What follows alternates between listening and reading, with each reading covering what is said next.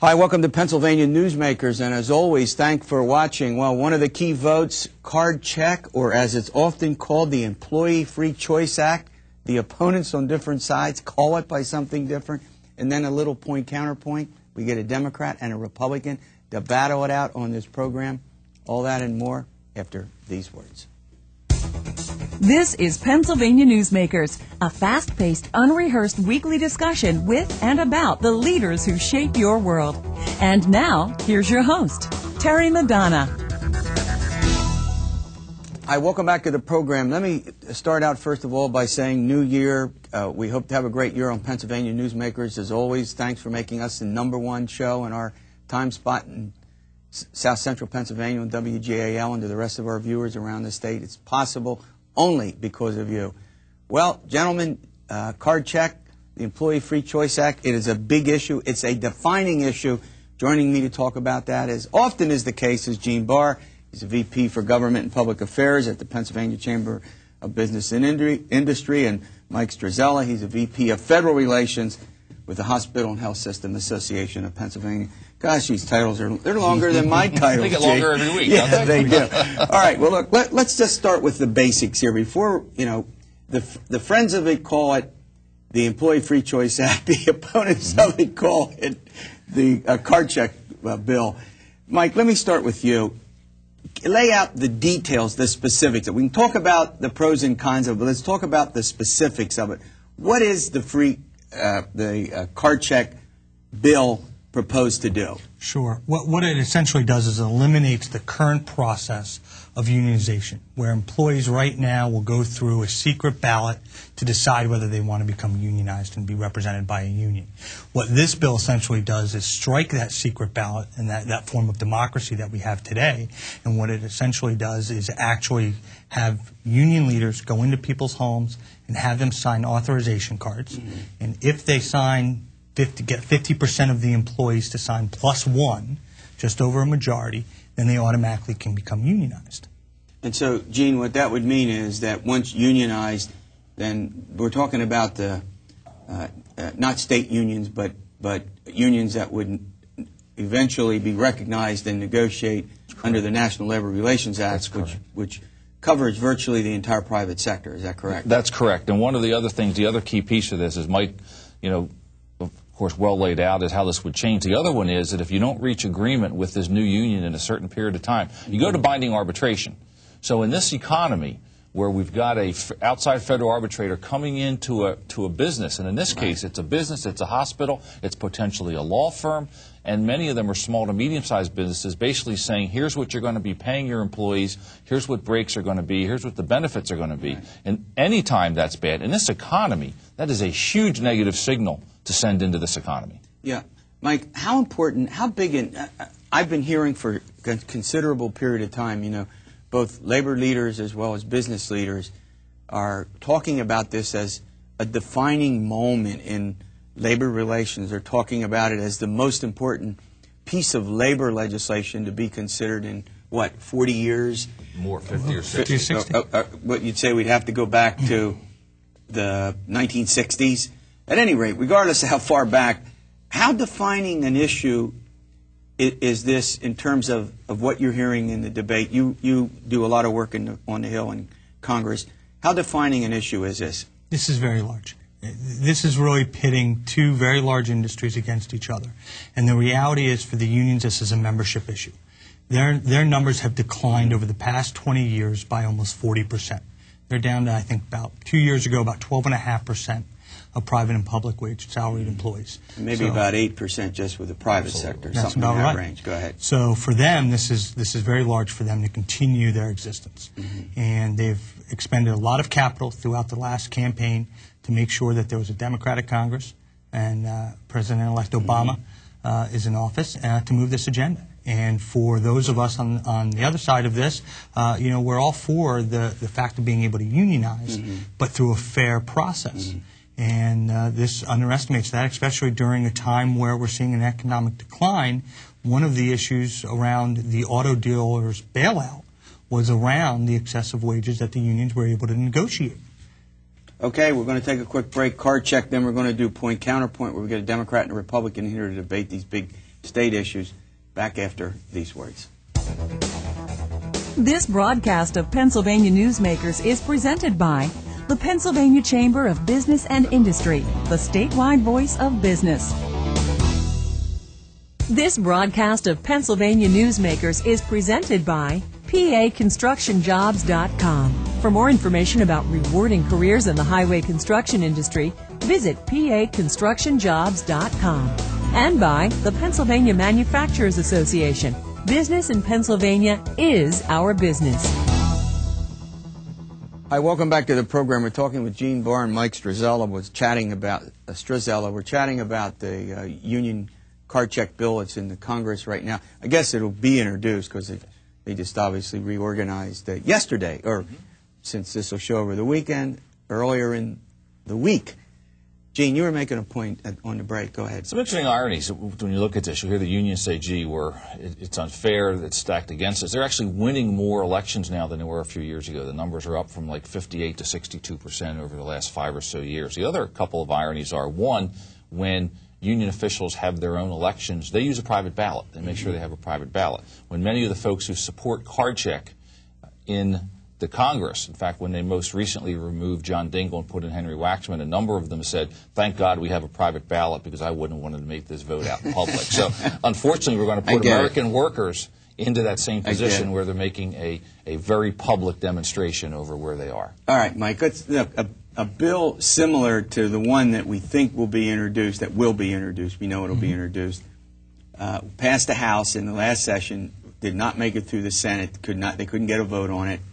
A key player, a likely key player, will be our senior U.S. Senator, Arlen Specter, who in the past has said he is for card check. You can correct me if I'm wrong. Well, what he has said is that he believes that there needs to be a debate around National Labor Relations Board law. Okay. Now, in other words, that means he's not on record clearly supporting it, or he is. I've read accounts where it says he supports it, but you're the man on the ground there. He has written papers where he has actually said that he believes that we need to reform union laws, and he has not quite gone as far as to say, yes, I'm supportive of this. Gene, correct me if I'm wrong. That's pretty accurate. But in today's world, it's as close as you get to that line. Yeah. Well, he's on this is potentially and politically a very explosive issue for him because he's been endorsed by labor unions in the past, correct? Mm-hmm. And business has made this a defining issue in this state. Am I right about this? Absolutely. What he does here is going to be watched very carefully, and should he provide the vote to end debate in the Senate, and that's what the issue will be, because there's clearly a majority to pass this bill in both houses. Do you agree with that? Yes, and in fact, across the country, all eyes are on Pennsylvania right now because of Senator Specter. He is key, particularly with the announcement earlier this week up in Minnesota. All eyes are on Senator Specter. And we would agree that, fine, let's take a look at what we need to do and if you have to tweak the system. But throwing out a system that has worked pretty well is, in our view, somewhat akin to going in a few years ago into Florida and say, well, we had problems with the Florida vote. Let's just, instead of having a private ballot in Florida, let's just go in and we'll have everybody come in and tell us who they want for president. Yeah. Go ahead, finish your thought. You have to continue, and you've got to continue with those. And there's no perfect system. And we're happy to have those discussions, but this is not the answer what we're looking at. Mike, one situation that he faces is that, and this comment has been made pretty widely, is Senator Specter has managed to win his general elections fairly handily. He had a tough race in 1992 against Lynn Yackel, won by 2 points. His general elections have been pretty easy and pretty decisive. The primary is where he's considered to be most vulnerable. The expectation in the political community is that if he votes for card check, he will have a serious Republican opponent. Is that a stretch? Is that something that observers like yourself are... It's not a stretch, and depending on how he decides to do this, if he votes for card check, he will draw someone from the Republican Party from the right wing, and if he votes against card check, the unions will come out guns blazing in a primary. So it's a no-win situation. He's really, Gene, you've covered Specter for a long time. He is really on the spot on this one, isn't he? Well, it is. And again, as we say, he's on the spot. As Mike said, he's kind of got to pick between here, but I will absolutely tell you, I know from having heard from many of our members and other businesses, more so than almost any issue since I've been at the Chamber, this is huge, and if he does vote against business on this one, it certainly will show up in that primary. All right, thanks for coming on the program. Okay, here we go. Big deficit in the state, Rendells' ambitious agenda. We're going to have a Democrat and a Republican take these issues on after these words. This broadcast of Pennsylvania Newsmakers is brought to you by Pennsylvania Credit Union Association. Pennsylvania Credit Unions, where people are worth more than money. To find a credit union that is right for you, check out ibelong.org. And by the Energy Association of Pennsylvania, Pennsylvania's energy information source. This broadcast of Pennsylvania Newsmakers is presented by the State System of Higher Education. 14 state-owned universities. The State System is the largest provider of higher education in Pennsylvania. And by the Hospital and Health System Association of Pennsylvania, working towards a healthy Pennsylvania. Hi, welcome back to the program, Point Counterpoint. Boy, do we have fun doing this. Joining me, as often is the case, is State Senator Jeff Piccola. He's sitting right there, and State Representative Eugene DePasquale. He's a Democrat from York. All right, guys, let's squabble a little bit. Every recession in modern history has resulted in a tax hike. Now, Senator, you're laughing. Deficit, $800 million as we sit here, likely to reach $1.5 billion, maybe $2 billion. Is there a tax hike in Pennsylvania's future? Well, I certainly hope not. I think before we even start talking about tax increases or revenue enhancements, as the euphemism is today. For Republicans, right? Yeah. Or, well, for anybody in this day and age, I think we have to take a hard look, and this is where I think the opportunity comes, especially for people like myself who happen to believe that government isn't the end-all and be-all of our existence.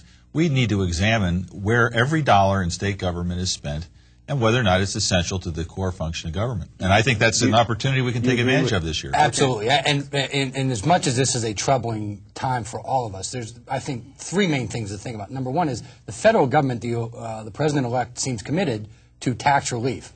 It would make very little sense for us at the state to then increase taxes. So you'd get no benefit from the federal tax relief. So that, number one, I think any broad-based tax that we're looking on average Pennsylvanians' personal income tax needs to be off the board. Number two is we do need to look at the operations of our government. I think the governor has started down that way. Yeah, you've had two rounds of cuts, right? Or reductions, budget. And I guarantee you that there are programs in there that can be retooled, that have merit, but can be retooled to be more efficient. We need to use this time when when there's a crisis, people are more willing to look at that. When times are good, everyone's willing to just continue to march along. I think we have to use this to try to make our government more efficient.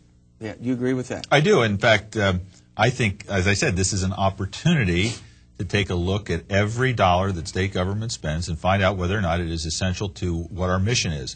For example, I'm chairing the Education Committee this session, and it's one of the first things we're going to be doing is taking a look at that education budget under a microscope and seeing where those dollars go and whether they're performing the way we intended them to perform. Now, as you know, the costing out study, you gave a pretty big bump to education. You're scheduled to give the second bump. Now, I don't want to put you all in the prediction game because, it's going to be an ugly process before. I mean, is that something that you think the legislature is going to have to look hard at, whether you can do that same kind of increase? Actually, I think it's scheduled to be, is it smaller or larger the second? Well, it's the same. When you say scheduled, it's scheduled but not committed. I understand, but you get the point. The planning is to do it, right? Well, we plan a lot of things. Okay. I think everything's off the table or on the table in terms of examination. Yeah. That was last year's budget. That was last year's discussion. Certainly we're going to look at the costing out study needs to be examined anyway because there's some critics of that study that indicate that maybe we committed too much even the first year. But do you agree? Go ahead. Three things on the education. One is I think Senator Piccola is right, and that is we do need to look at to make sure these dollars are used and what is necessary, what isn't. That's A. Right. B, I generally believe that the state needs to take a larger share of education costs to take the burden off the local property taxpayer in general.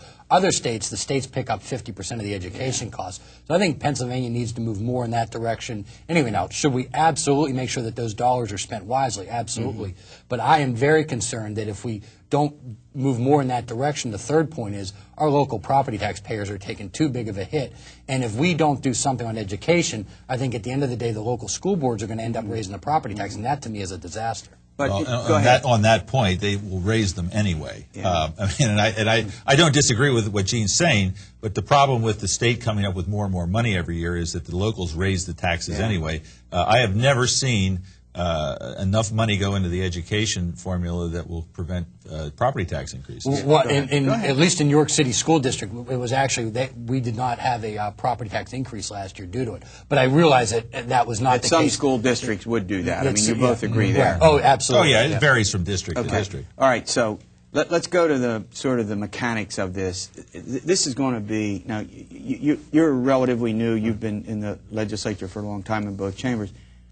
But you're very familiar with state government. This is going to be a tough one, isn't it? No question. No, I mean, this has a lot of challenges, and I tend to look at the lemonade that you can make from this lemon, and that is examine state government. I would challenge every standing committee of both houses to take a look at every dollar that comes to the various agencies that they're charged with oversight. That's one of the roles of the standing committees. The appropriations committees cannot do that in the short window of opportunity they have after the governor presents his budget.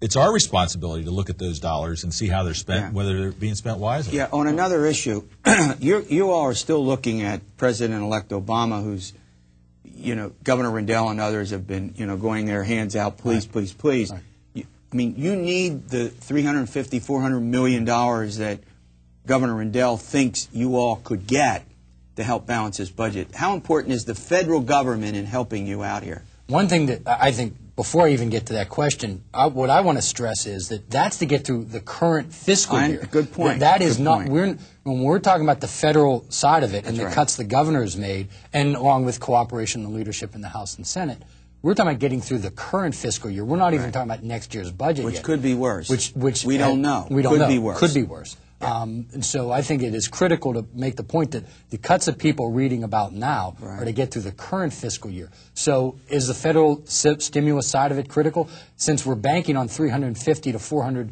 billion just to get through the current fiscal year, my answer is yes to that being critical. All right, we're going to take a break. When we come back, I want to go to something that'll bring smiles to your face. Governor Rendell's ambitious agenda for the second term. What's going to happen to it? We'll be back following these words.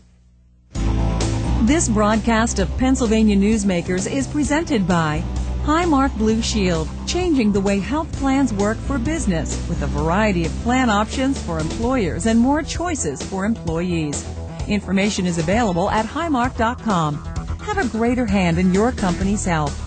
And by the Pennsylvania Healthcare Association, the future of long-term care. This broadcast of Pennsylvania Newsmakers is presented by Penn Future, where we believe that every environmental victory grows the economy, and by the Pennsylvania Cyber Charter School, bringing educational innovation and freedom to the children of Pennsylvania.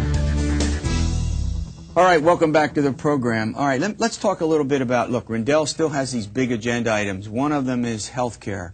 Let me start with you. Health care. He wants to cover a lot of Pennsylvanians. He's retreated. Does the state have the money to do this? How's that going to work? Well, on health care, the bigger question is, can we afford to do nothing? I think the answer to that is no. You have a huge cost increase in health care, and one of the drivers of that, not the only driver, is the amount of uninsured that merely go to, end up having to go to emergency rooms. So we have a huge waiting list on many of the state's health care programs simply because the funding hasn't been allocated to simply get to the waiting list that already exists. So you would support some effort to cover a substantial number of Pennsylvania? Whether we can cover all 800,000 roughly that have, I think that is going to be very challenging these times, but I think we need to make an inroads in that. Go ahead. Now, your caucus, I don't want to do a Chris Matthews on you here. I'll let you finish your sentence. Now, your caucus has been a little tougher on this. You've been reluctant to go ahead with, particularly, obviously, the Republicans. What's your problem with what Rendell wants to do? Well, his proposal is going to require huge amounts of spending, money of which we have none right now. I think our goal should be not to have to cut back on the people that we're covering now during in this coming fiscal crisis. I think the governor needs to I think he needs to look at big picture state government, because he has an opportunity here to kind of reinvent state government, because he's the lame duck. His clout is vastly reduced.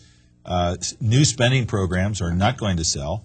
So here's an opportunity for him to kind of rewrite his legacy in a way that I think would be meaningful. All right, we found something you all don't agree on. Let's go to something maybe you will agree on. Who knows what's going to happen with infrastructure? But everybody agrees, I think even Republicans agree, roads, bridges, we can argue about mass transit, but roads and bridges, Route 80, the tolling of that seems out of the question. Leasing now, because of financing, seems out of the question. Representative, how important do you think the roads and bridges mass transit situation is? And it's a major item on Governor Rendell's agenda. This is one where, and you know, I'm not sure exactly where Senator Piccola is on this, but likely, you know, because this is one where if the government doesn't fix the roads and bridges, it's literally not going to happen. So we're going to have to find the revenue somewhere. Any ideas about that? Number one, I do believe that the federal government is going to come in with a significant amount of money.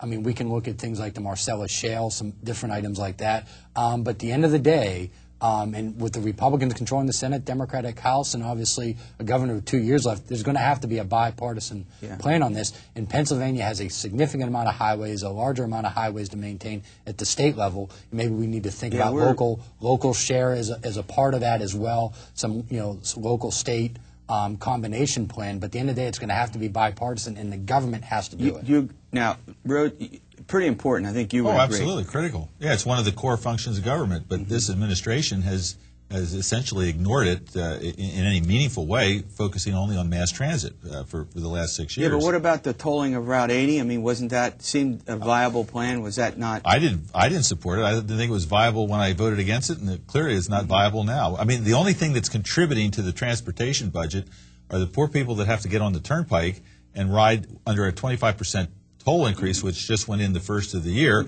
are paying for bridges and highways all over the state of Pennsylvania. We're almost out of time, but we need 1 point, whatever it is, we need leadership on this issue. And this governor has not led on this issue. The next governor hopefully will. But we shouldn't poo-poo mass transit, though. I mean, because at the end of the day, because it does take people off the roads and helps people get to work. And it takes them off the roads. It's a critical part of the economy. If that's a viable alternative. We're out of here. Good debate. All right, we'll see you next week for another edition of Pennsylvania Newsmakers. And as always, stay well.